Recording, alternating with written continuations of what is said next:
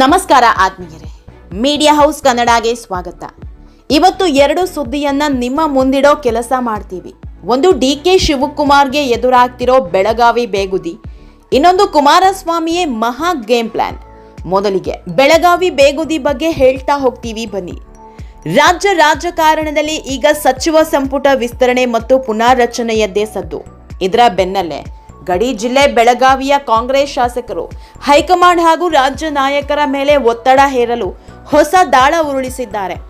ಬೆಳಗಾವಿ ಜಿಲ್ಲೆಗೆ ಎರಡಲ್ಲ, ಕನಿಷ್ಠ 3 ಸಚಿವ ಸ್ಥಾನ ನೀಡಬೇಕು ಅಂತ ಶಾಸಕರು ಮುಖ್ಯಮಂತ್ರಿ DK ಶಿವಕುಮಾರನ್ನ ಭೇಟಿಯಾಗಿ ಬಿಗಿಪಟ್ಟು ಮುಂದುವರೆಸಿದ್ದಾರೆ.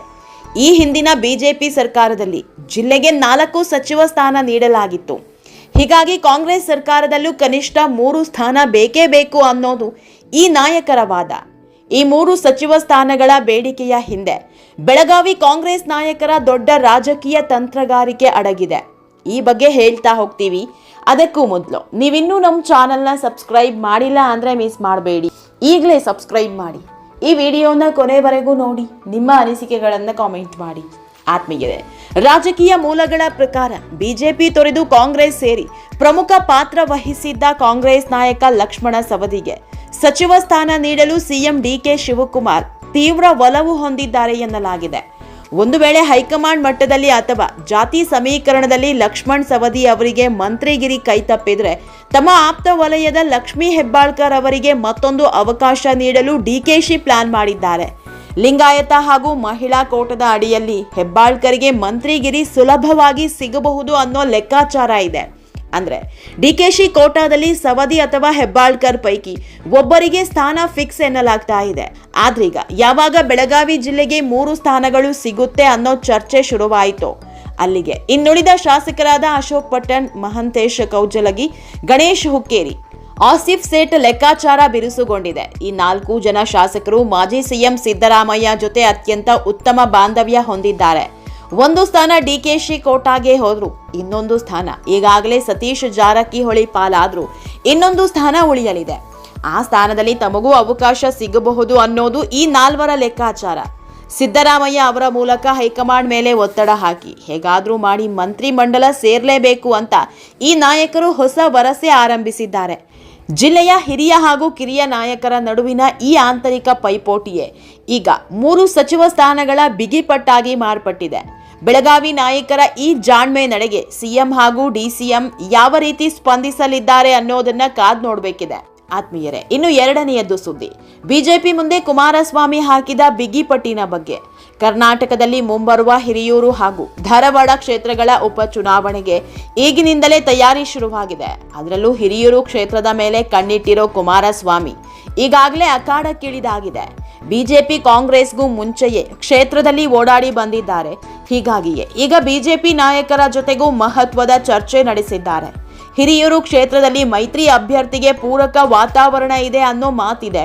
ಹೀಗಾಗಿ JDSಗೆ ಕ್ಷೇತ್ರ ಬಿಟ್ಟು ಕೊಡಬೇಕು ಅಂತ ಕುಮಾರಸ್ವಾಮಿ ಪಟ್ಟು ಹಿಡಿದಿದ್ದಾರೆ ಎನ್ನಲಾಗ್ತಾ ಇದೆ.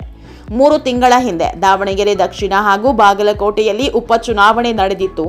ಆಗ 2 ಕ್ಷೇತ್ರದಲ್ಲಿ ಬಿಜೆಪಿ ಅಭ್ಯರ್ಥಿಗಳೇ ಸ್ಪರ್ಧಿಸಿದ್ರು. ಆದ್ರೆ 2 ಕ್ಷೇತ್ರದಲ್ಲೂ ಬಿಜೆಪಿಗೆ ಗೆಲ್ಲೋದಕ್ಕೆ ಆಗಿರಲಿಲ್ಲ. ಕಾಂಗ್ರೆಸ್ ಅಭ್ಯರ್ಥಿಗಳೇ ಗೆಲುವು ಸಾಧಿಸಿದ್ರು. ಆದ್ರೀಗ ಒಂದು ಕ್ಷೇತ್ರವನ್ನ ತಮಗೆ ಬಿಟ್ಟುಕೊಡಿ ಅಂತ ಕುಮಾರಸ್ವಾಮಿ ಡಿಮ್ಯಾಂಡ್ ಇಡ್ತಾ ಇದ್ದಾರೆ. ಹಾಗೆ ನೋಡಿದ್ರೆ ಹಿರಿಯೂರು ಕ್ಷೇತ್ರದಲ್ಲಿ ಬಿಜೆಪಿ ಒಳ್ಳೆ ಹೋಲ್ಡ್ ಇದೆ. ಕಾಂಗ್ರೆಸ್ ಮುಂದೆ ಗಟ್ಟಿಯಾಗಿ ಬಿಜೆಪಿ ಮಾತ್ರ ಸ್ಪರ್ಧಿಸೋದು. ಕಳೆದ ಬಾರಿ 2ನೇ ಸ್ಥಾನದಲ್ಲಿ ಇದ್ದಿದ್ದು ಬಿಜೆಪಿ ಅಭ್ಯರ್ಥಿಯೇ. ಆದ್ರೆ ಕುಮಾರಸ್ವಾಮಿ ಹೇಳ್ತಿರೋದೇ ಬೇರೆ. ಹಿರಿಯೂರು ಕ್ಷೇತ್ರದಲ್ಲಿ ಯಾದವರು ಹಾಗೂ ಒಕ್ಕಲಿಗರು ಹೆಚ್ಚಿದ್ದಾರೆ. ಈ ಕ್ಷೇತ್ರದಲ್ಲಿ ಜಾತಿ ಆಧಾರದಲ್ಲಿ ರಾಜಕೀಯ ಮಾಡಬೇಕು. ಬಿಜೆಪಿ JDS ಎರಡೂ ಒಟ್ಟಾಗಿ ನಿಂತಲ್ಲಿ ಕಾಂಗ್ರೆಸ್ ಅಭ್ಯರ್ಥಿಯನ್ನ ಸೋಲಿಸಬಹುದು ಅನ್ನೋದು ಕುಮಾರಸ್ವಾಮಿ ಲೆಕ್ಕಾಚಾರ. ಅಲ್ಲದೆ ಬೈ ಎಲೆಕ್ಷನ್ ನಲ್ಲಿ JDS ಅಭ್ಯರ್ಥಿಯನ್ನ ಗೆಲ್ಲಿಸಿಕೊಂಡ್ರೆ ಮುಂದೆ 2028ರ ಚುನಾವಣೆ ಹೊತ್ತಲ್ಲೂ ಈ ಕ್ಷೇತ್ರವನ್ನ ನಮಗೆ ಬಿಟ್ಕೊಡಿ ಅಂತ ಕೇಳಬಹುದು.